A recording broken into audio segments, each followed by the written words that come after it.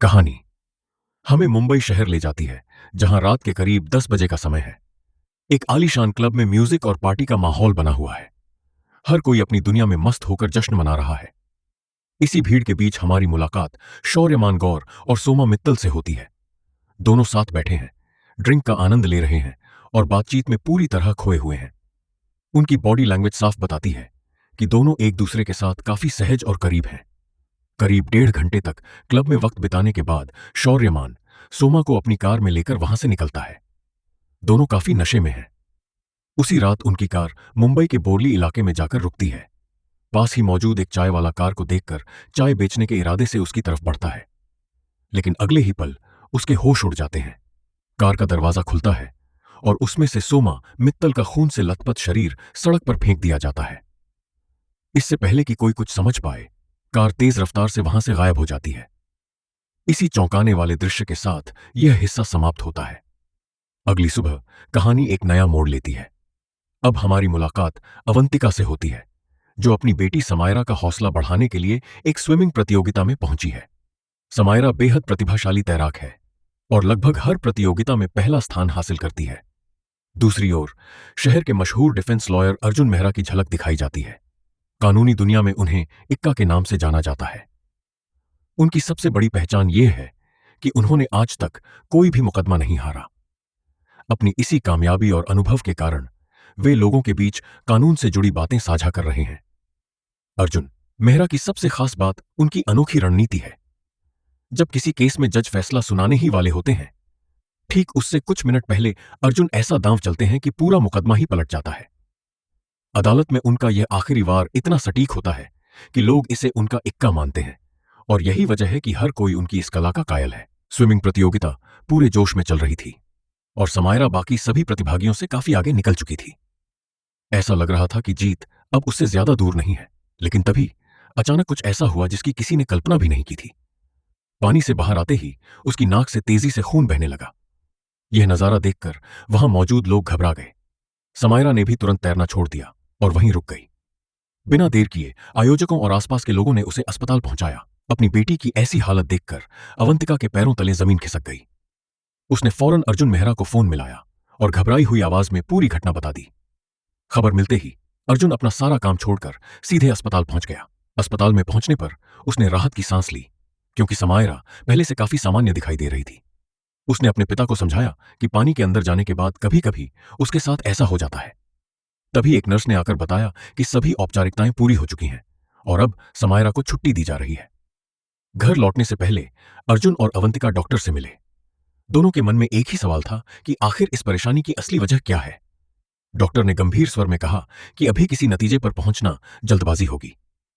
पहले कुछ जरूरी जांच करनी होगी, क्योंकि उन्हें कुछ ऐसी बातें दिखाई दी हैं जिनकी पुष्टि करना जरूरी है। जांच के बाद ही साफ हो पाएगा कि समायरा को वास्तव में क्या समस्या है। डॉक्टर की बात सुनकर दोनों थोड़ी देर के लिए चिंतित हो गए, लेकिन फिर उन्होंने खुद को यह सोचकर समझा लिया कि शायद डॉक्टर केवल एहतियात बरत रहे हैं। इसके बाद वे समायरा को लेकर घर के लिए निकल पड़े। रास्ते में अर्जुन के सहायक का फोन आया। उसने बताया कि अमृतपाल नाम का एक व्यक्ति उनसे तुरंत बात करना चाहता है। अर्जुन ने साफ शब्दों में जवाब दिया कि इस समय वह अपने परिवार के साथ है और किसी भी काम से जुड़ी बातचीत नहीं करेगा। उसने कह दिया कि अमृतपाल से उसकी बात अब अगले दिन ही होगी। घर पहुंचते ही अर्जुन के सामने एक और चौंकाने वाली खबर आ गई। उसे पता चला कि सोमा की मौत नहीं हुई है। वह अभी भी अस्पताल में भर्ती है, लेकिन कोमा में चली गई है। दूसरी तरफ शौर्या के खिलाफ हत्या की कोशिश का मामला दर्ज हो चुका है। हालांकि डॉक्टरों का कहना था कि सोमा की हालत लगातार बिगड़ रही है और उसके ठीक होने की संभावना बेहद कम है। उसकी मां हर पल उसके सिरहाने बैठी उसकी सलामती की दुआ कर रही थी। इसी बीच यह भी सामने आया कि इस बहुचर्चित मामले में सरकार की ओर से वरिष्ठ वकील गोपाल कृष्णन को पब्लिक प्रोसिक्यूटर बनाया गया है। अब अदालत में वही शौर्या के खिलाफ मुकदमा लड़ने वाले थे। उधर शौर्यमान गौर के पिता हर्षवर्धन गौर ने अर्जुन मेहरा को तुरंत मिलने के लिए बुलाया। हर्षवर्धन एक प्रभावशाली राजनेता थे और अगले महीने होने वाले चुनाव उनके लिए बेहद अहम थे। बेटे पर लगे गंभीर आरोप उनकी राजनीतिक छवि को नुकसान पहुंचा सकते थे। इसलिए उनकी पहली कोशिश यही थी कि किसी भी तरह इस मामले को जल्द से जल्द अपने पक्ष में निपटा लिया जाए। हर्षवर्धन ने अर्जुन को बुलाने के पीछे एक खास वजह थी। उन्हें पूरा यकीन था कि अगर उनके बेटे को इस मुश्किल कानूनी मामले से कोई बाहर निकाल सकता है, तो वह सिर्फ अर्जुन मेहरा ही है। वैसे भी हर्षवर्धन के लगभग सभी केस सालों से अर्जुन की लॉ फर्म ही संभालती आ रही थी, इसलिए उनका भरोसा अर्जुन पर सबसे ज्यादा था। कुछ देर बाद शौर्यमान गौर भी वहां पहुंच गया। उसके चेहरे पर घमंड साफ झलक रहा था। उसका व्यवहार हमेशा की तरह रूखा था और वह किसी से भी सम्मानपूर्वक बात नहीं करता था। अर्जुन के सामने भी उसने वही रवैया अपनाया। शौर्यमान की बातें सुनने के बाद अर्जुन ने साफ शब्दों में कह दिया कि वह यह केस नहीं लड़ेगा। यह सुनकर शौर्यमान व्यंग्य करते हुए बोला, अगर तुम्हें मना ही करना था तो यहां आने की क्या जरूरत थी? एक मैसेज भेज देते। अर्जुन ने शांत रहते हुए जवाब दिया कि कुछ फैसले आमने सामने बैठकर ही सुनाए जाते हैं। बेटे को बचाने की कोशिश में हर्षवर्धन ने अर्जुन से पूछा कि आखिर उसे मनाने के लिए क्या करना होगा। अर्जुन ने बिना झिझक जवाब दिया, अब मुझे इस केस के लिए सिर्फ कोई चमत्कार ही तैयार कर सकता है। असल में अर्जुन के इस फैसले की वजह काफी पुरानी थी। कभी शौर्यमान उसकी ही लॉ फर्म में वकील हुआ करता था। कानून की अच्छी जानकारी होने के बावजूद उसका स्वभाव बेहद खराब था। वह अपने फायदे के लिए किसी भी हद तक जाने को तैयार रहता था और नैतिकता की उसे कोई परवाह नहीं थी। आखिरकार अर्जुन ने उसकी हरकतों से परेशान होकर उसे फर्म से बाहर का रास्ता दिखा दिया था। तभी से अर्जुन यह मान चुका था कि शौर्यमान पर भरोसा करना सबसे बड़ी गलती होगी। इसी दौरान इस केस में एक अप्रत्याशित मोड़ आ गया। सरकार की ओर से मुकदमा लड़ रहे वरिष्ठ पब्लिक प्रोसिक्यूटर गोपाल कृष्णन को अचानक दिल का दौरा पड़ा और उनकी मौत हो गई। उनके निधन के बाद यह पूरा केस जूनियर पब्लिक प्रोसिक्यूटर मधुरा बनर्जी को सौंप दिया गया। मधुरा लंबे समय से किसी बड़े मुकदमे का इंतजार कर रही थी और अब उसके सामने खुद को साबित करने का सुनहरा मौका था। उधर अर्जुन और अवंतिका समायरा की मेडिकल रिपोर्ट लेने डॉक्टर के पास पहुंचे। रिपोर्ट देखने के बाद डॉक्टर ने जो बताया उसने दोनों की दुनिया हिला दी। समायरा कैंसर से पीड़ित थी। यह खबर सुनते ही दोनों के होश उड़ गए। हालांकि डॉक्टर ने उन्हें भरोसा दिलाया कि इलाज संभव है। उन्होंने बताया कि समायरा को जल्द से जल्द स्टेम सेल ट्रांसप्लांट की जरूरत होगी। इसके लिए सबसे उपयुक्त स्टेम सेल्स उसके जैविक माता पिता के बोन मैरो से मिल सकते हैं। लेकिन अगली ही बात ने अर्जुन की जिंदगी पूरी तरह बदल दी। जांच में पता चला कि अर्जुन समायरा के जैविक पिता नहीं हैं। डॉक्टर ने बताया कि अस्पताल किसी दूसरे डोनर की तलाश भी कर रहा है, लेकिन समय बहुत कम है। अगर 2 हफ्तों के भीतर ट्रांसप्लांट नहीं हुआ तो समायरा की जान खतरे में पड़ सकती है। उस रात अर्जुन और अवंतिका के बीच लंबी बातचीत हुई। तभी एक ऐसा राज सामने आया जिसने पूरी कहानी को नया मोड़ दे दिया। समायरा का असली पिता कोई और नहीं बल्कि शौर्यमान गौर था। यही सच अब अर्जुन के सामने सबसे बड़ी चुनौती बनकर खड़ा था। अब कहानी एक ऐसे मोड़ पर पहुंचती है जहां कई पुराने राज एक साथ सामने आने लगते हैं। दरअसल कॉलेज के समय अवंतिका और शौर्यमान एक दूसरे से प्यार करते थे। उसी दौरान अर्जुन भी अवंतिका को दिल ही दिल में चाहता था। लेकिन समय के साथ अवंतिका को शौर्यमान का असली स्वभाव समझ आ गया। उसे एहसास हो गया कि वह भरोसे के लायक इंसान नहीं है। यही कारण था कि उसने उससे अपना रिश्ता खत्म कर दिया और बाद में अर्जुन के साथ नई जिंदगी शुरू कर दी। हालांकि एक सच्चाई ऐसी थी जिसके बारे में अर्जुन को भी बहुत बाद में पता चला। समायरा असल में शौर्यमान की बेटी थी, लेकिन इस सच का अर्जुन के फैसले पर कोई असर नहीं पड़ा। उसके लिए समायरा हमेशा उसकी अपनी बेटी थी और वह किसी भी कीमत पर उसे खोना नहीं चाहता था। इसलिए वह सीधे शौर्यमान के पास पहुंचा और डॉक्टरों की पूरी बात उसे बता दी। सब कुछ सुनने के बाद शौर्यमान हल्की मुस्कान के साथ बोला, लगता है किस्मत ने आखिर हमें फिर से आमने सामने ला ही दिया। अर्जुन ने उससे साफ कहा कि अगर उसका बोन मैरो समायरा के लिए मैच कर गया तो स्टेम सेल ट्रांसप्लांट के जरिए उसकी जान बच सकती है। शौर्यमान ने तुरंत हामी नहीं भरी। उसने अर्जुन के सामने एक सौदा रख दिया। उसने कहा कि वह अपनी स्टेम सेल्स देने के लिए तैयार है, लेकिन बदले में अर्जुन को अदालत में उसका बचाव करना होगा। शौर्यमान का दावा था कि उस पर लगाए गए आरोप झूठे हैं और उसने सोमा के साथ कुछ भी गलत नहीं किया।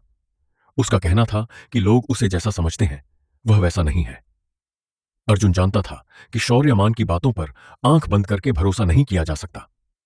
फिर भी उसके पास कोई दूसरा विकल्प नहीं था। अगर उसे समायरा की जान बचानी थी तो यह समझौता करना ही पड़ता। अगले दिन अस्पताल में शौर्यमान के सभी जरूरी मेडिकल टेस्ट किए गए। डॉक्टर यह जांचना चाहते थे कि उसका बोन मैरो समायरा के लिए उपयुक्त है या नहीं। कुछ समय बाद रिपोर्ट आई और उसमें सबसे अच्छी खबर मिली। दोनों का मैच सफल रहा था। यह सुनते ही अवंतिका की आंखों में उम्मीद लौट आई। उसने अर्जुन को बताया कि अब समायरा के इलाज का रास्ता खुल चुका है। उधर दूसरी तरफ मधुरा बनर्जी पूरी ताकत के साथ केस की तैयारी में जुटी हुई थी। इसी दौरान पुलिस ने शौर्यमान को गिरफ्तार कर लिया।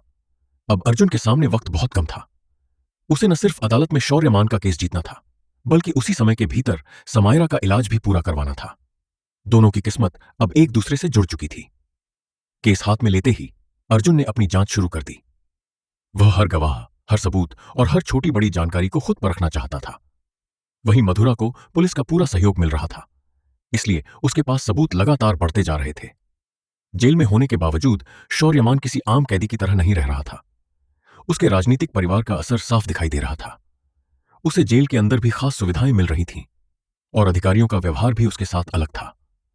इधर मधुरा और उसकी टीम लगातार नए सबूत इकट्ठा कर रही थी। तभी उनके हाथ एक अहम डीएनए रिपोर्ट लगी।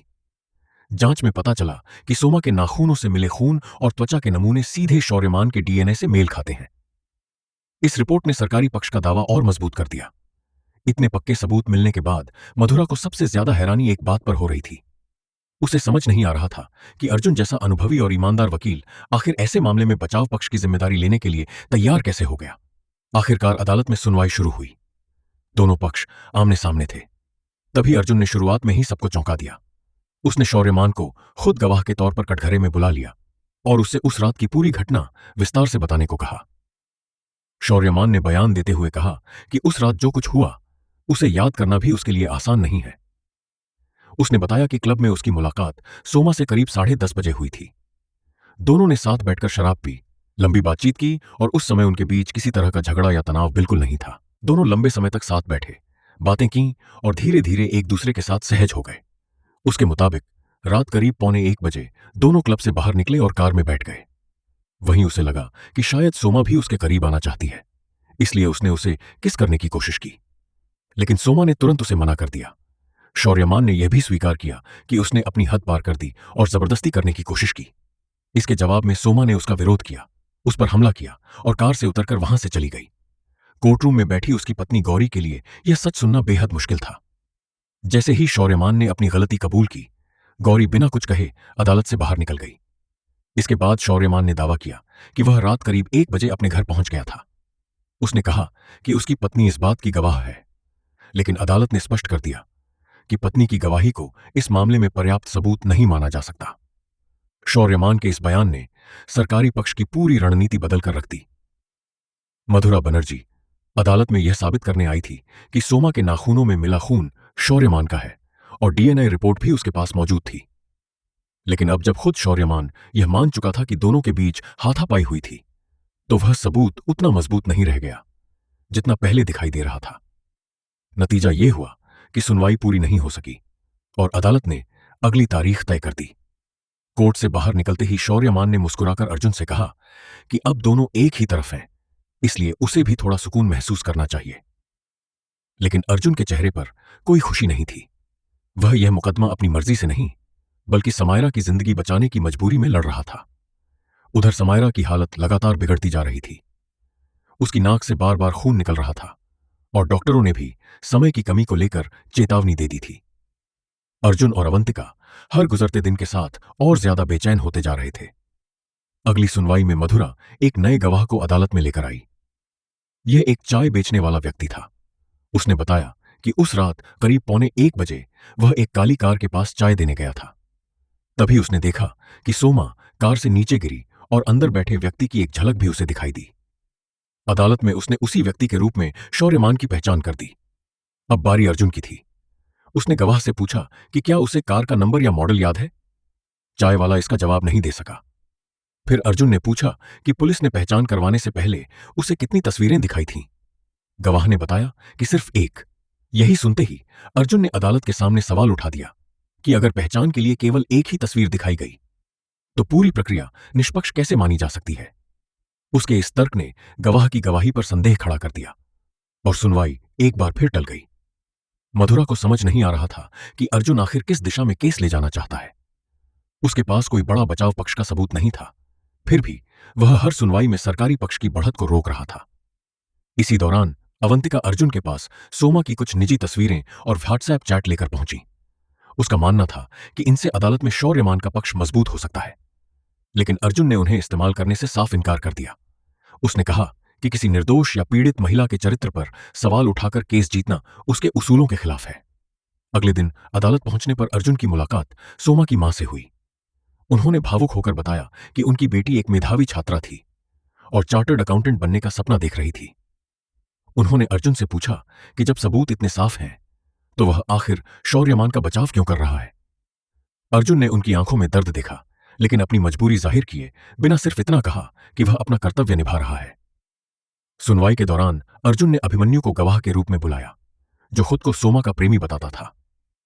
जिरह के दौरान अर्जुन ने अदालत में दोनों की व्हाट्सएप चैट पेश की। चैट पढ़कर साफ पता चलता था कि अभिमन्यु ने गुस्से में सोमा के लिए बेहद अपमानजनक भाषा का इस्तेमाल किया था। जब अदालत में उससे इस बारे में सवाल किए गए तो वह अपना आपा खो बैठा और सोमा के खिलाफ ही बोलने लगा। यह देखकर अर्जुन ने उसे तुरंत टोक दिया और कहा कि अदालत में वह सिर्फ एक गवाह है, इसलिए अपनी सीमा में रहे। अभिमन्यु ने यह भी दावा किया कि संभव है उस रात सोमा किसी और के साथ गई हो, लेकिन अर्जुन को यह सब बिल्कुल पसंद नहीं आया, क्योंकि उसे लग रहा था कि अदालत में एक ऐसी लड़की की छवि खराब की जा रही है जो खुद अपनी बात कहने की स्थिति में भी नहीं है। घर लौटने के बाद अर्जुन ने अवंतिका से नाराजगी जताई। उसका कहना था कि जिन सबूतों की मदद से वे केस मजबूत करना चाहते थे, उन्हीं की वजह से अदालत में सोमा के चरित्र पर सवाल उठे। अवंतिका ने उसे समझाया कि यह सब उन्होंने सिर्फ समायरा की जान बचाने के लिए किया है। उधर उसी रात इंस्पेक्टर गोखले ने मधुरा को फोन करके बताया कि उन्हें एक बेहद अहम फॉरेंसिक सबूत मिल गया है। अगले दिन मधुरा ने अदालत में फॉरेंसिक अधिकारी को पेश किया। अधिकारी ने बताया कि शौर्यमान ने अपनी कार का केमिकल वॉश करवाकर लगभग सभी सबूत मिटा दिए थे, लेकिन जांच के दौरान उसकी कार की चाबी पर लगा खून बच गया।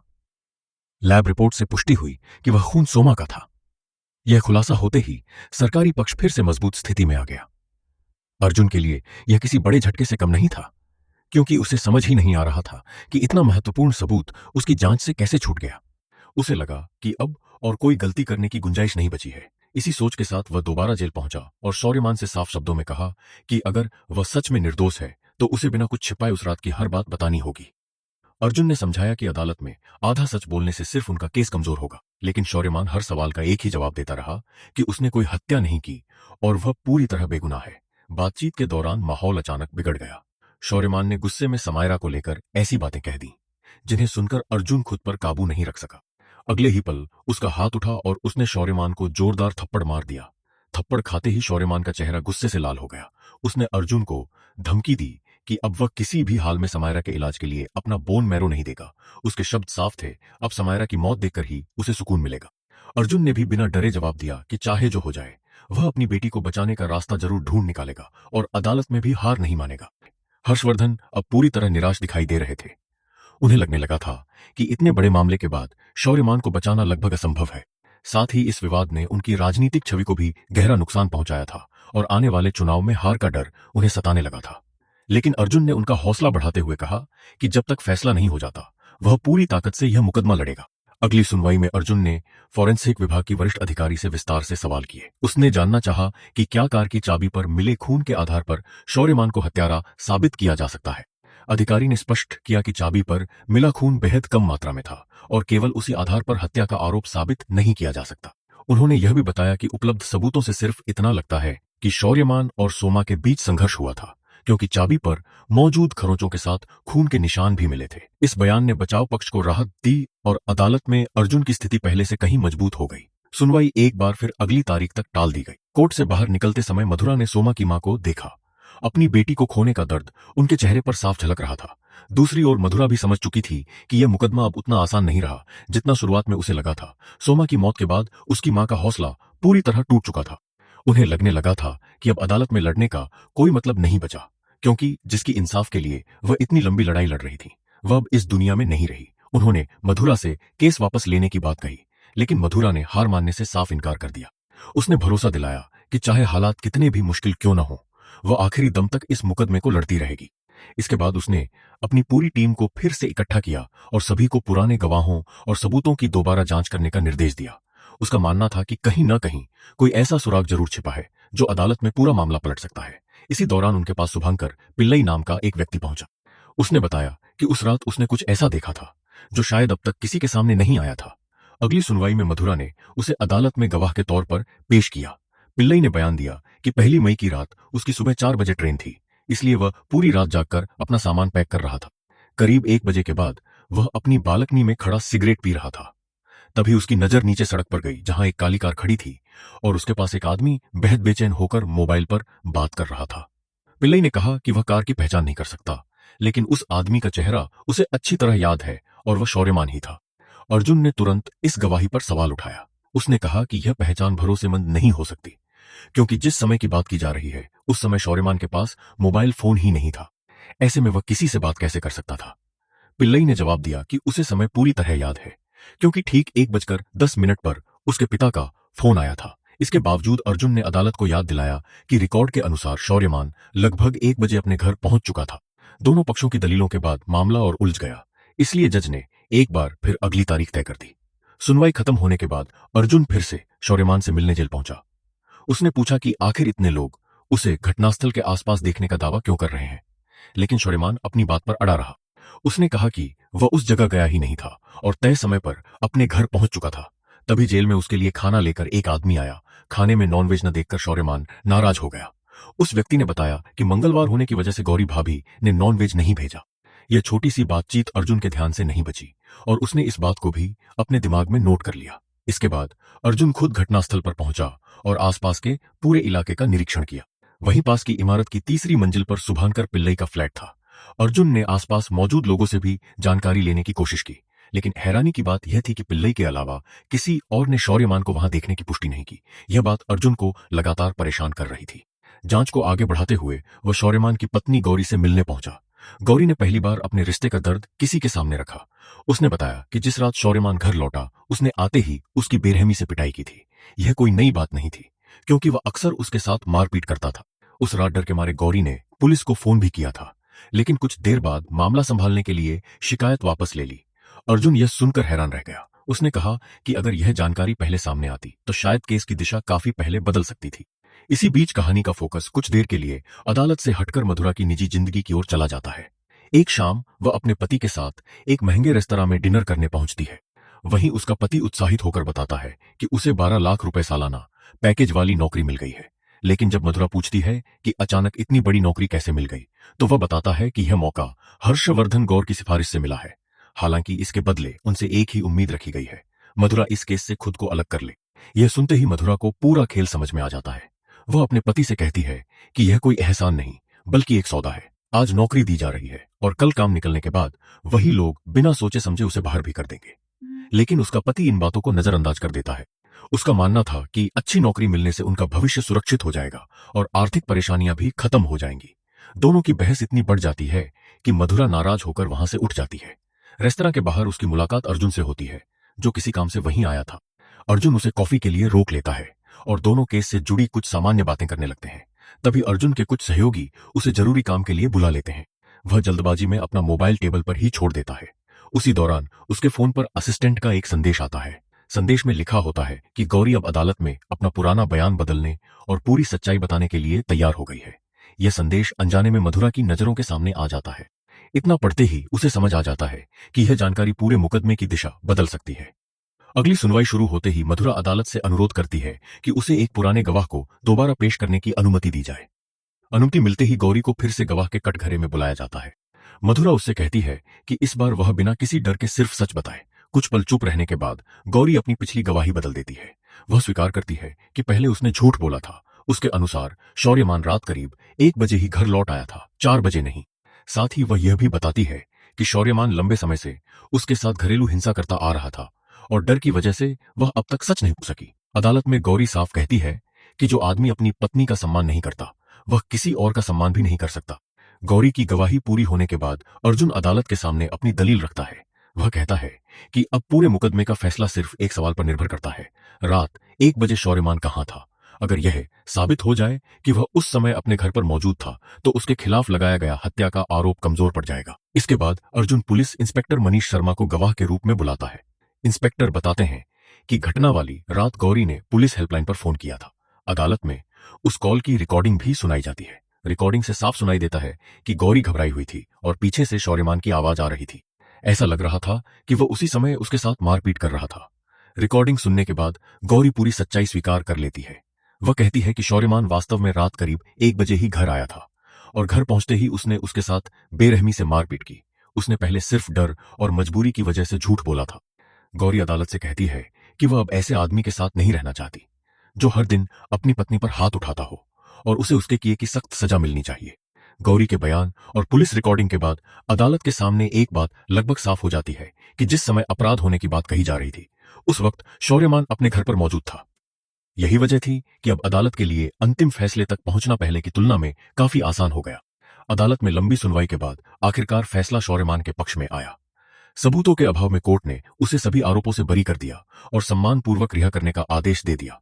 जेल से बाहर निकलते ही शौर्यमान सीधे अपनी पत्नी गौरी के पास पहुंचा।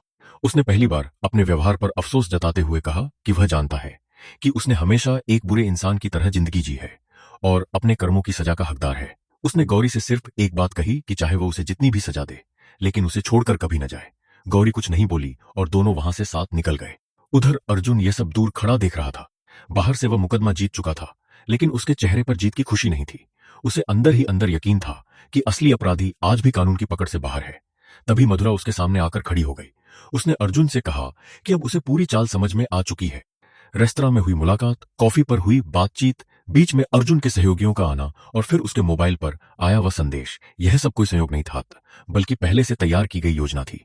अर्जुन ने जानबूझकर अपना फोन टेबल पर छोड़ा ताकि वह संदेश मधुरा की नजरों में आ जाए और वह खुद जाकर गौरी से मिले। उसी एक कदम ने पूरे मुकदमे का रुख बदल दिया। मधुरा ने भारी मन से कहा कि अर्जुन अदालत में जरूर जीत गया लेकिन उसकी नजरों में वह हार चुका है। जिस व्यक्ति को वह अपना आदर्श और गुरु मानती थी आज उसी ने उसके विश्वास को तोड़ दिया। इतना कहकर वह वहां से चली गई। कुछ समय बाद कहानी अस्पताल पहुंचती है। वहां अर्जुन और अवंतिका अपनी बेटी समायरा के पास मौजूद थे। शौर्यमान अपने वादे के मुताबिक बोन मैरो से स्टेम सेल दान कर चुका था और डॉक्टरों का कहना था कि अब समायरा के बचने की पूरी उम्मीद है। ऐसा लग रहा था कि यहीं इस कहानी का अंत हो जाएगा लेकिन अर्जुन के मन में अभी एक आखिरी सच बाकी था जिसे सामने लाना जरूरी था। कुछ दिनों बाद शौर्यमान ने अपनी रिहाई की खुशी में एक बड़ी पार्टी रखी और अर्जुन को भी बुलाया। पार्टी में मौका मिलते ही अर्जुन ने उससे अकेले में बात की और कहा कि उसकी हर लड़ाई का अंत एक आखिरी चाल से होता है। फिर उसने बिना किसी झिझक के शौर्यमान की आंखों में देखते हुए कहा कि उसे पूरा यकीन है कि सोमा की हत्या उसी ने की है। इसके बाद अर्जुन ने पूरी घटना अपने अंदाज में उसके सामने रखी। उसने कहा कि क्लब से निकलने के बाद कार के अंदर शौर्यमान ने सोमा के साथ जबरदस्ती करने की कोशिश की। जब सोमा ने विरोध किया और वहां से भागने लगी तो दोनों के बीच हाथापाई हुई।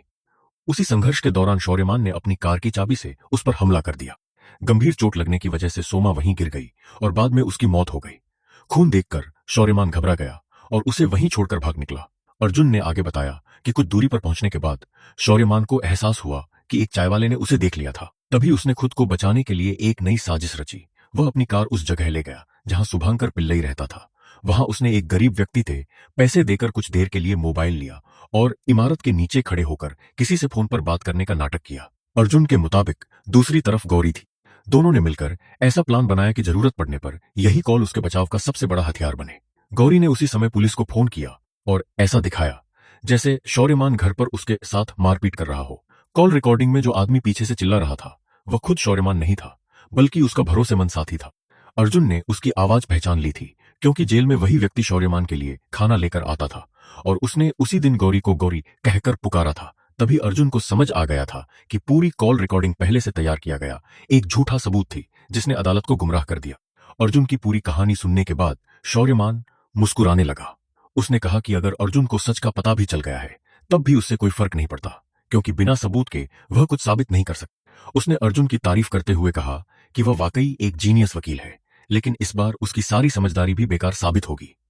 अर्जुन ने शांत अंदाज में जवाब दिया कि उसे अभी भी लग रहा है कि खेल खत्म हो चुका है जबकि असली बाजी तो अब शुरू होने वाली है। उसने बताया कि जिस बेघर आदमी से शौर्यमान ने पैसे देकर मोबाइल लिया था वही इस पूरे मामले का सबसे अहम गवाह था। शौर्यमान जानता था कि अगर वह व्यक्ति जिंदा रहा तो पूरी साजिश उजागर हो जाएगी, इसलिए उसने अपने आदमी चतुर को उसे खत्म करने के लिए भेज दिया। लेकिन अर्जुन ने भी समय रहते अपनी जांच शुरू कर दी थी। उसने उस इलाके में रहने वाले सभी बेघर लोगों के बारे में जानकारी जुटाई। जांच में पता चला कि वहां पहले 23 लोग रहा करते थे लेकिन अब सिर्फ 22 परिवार ही मौजूद थे। यहीं से अर्जुन को शक हुआ कि एक व्यक्ति अचानक गायब क्यों हो गया। इसी सुराग के आधार पर पुलिस ने उस लापता गवाह की तलाश शुरू कर दी। साथ ही चतुर पर भी नजर रखी गई। आखिरकार पुलिस ने चतुर को उसी गवाह तक पहुंचने से पहले ही पकड़ लिया। शौर्यमान को हमेशा यही लगता रहा कि चतुर कहीं छिपा हुआ है जबकि असलियत यह थी कि वह काफी पहले पुलिस की गिरफ्त में आ चुका था। उधर जिस गवाह को मारने की कोशिश की गई थी उसका इलाज अस्पताल में चल रहा था। ठीक होने के बाद उसने पुलिस के सामने पूरा सच बयान कर दिया और उसकी गवाही ने शौर्यमान के खिलाफ सारे सबूत मजबूत कर दिए। इसके बावजूद शौर्यमान आखिरी बार अर्जुन से कहता है कि मुकदमे का फैसला आ चुका है और अब कानून उसे दोबारा जेल नहीं भेज सकता। अर्जुन मुस्कुराते हुए जवाब देता है कि उसने कभी यह नहीं कहा कि वह खुद शौर्यमान को जेल भेजेगा। फिर वह कहता है कि इस बार यह काम कोई और करेगा। तभी वहां मधुरा पूरी पुलिस टीम के साथ पहुंच जाती है। अर्जुन पहले ही उसे पूरी सच्चाई और नए सबूतों के बारे में बता चुका था। गवाह के बयान और चतुर की गिरफ्तारी के बाद पुलिस के पास शौर्यमान को गिरफ्तार करने के लिए पर्याप्त आधार मौजूद था। बिना देर किए मधुरा शौर्यमान को गिरफ्तार करवा देती है और आखिरकार वह इंसान जो खुद को कानून से ज्यादा चालाक समझ रहा था, एक बार फिर सलाखों के पीछे पहुंच जाता है। इसी मोड़ पर कहानी अपने अंत तक पहुंचती है। न्याय देर से जरूर मिला, लेकिन आखिरकार सच जीत गया और असली अपराधी अपने अंजाम तक पहुंच ही गया।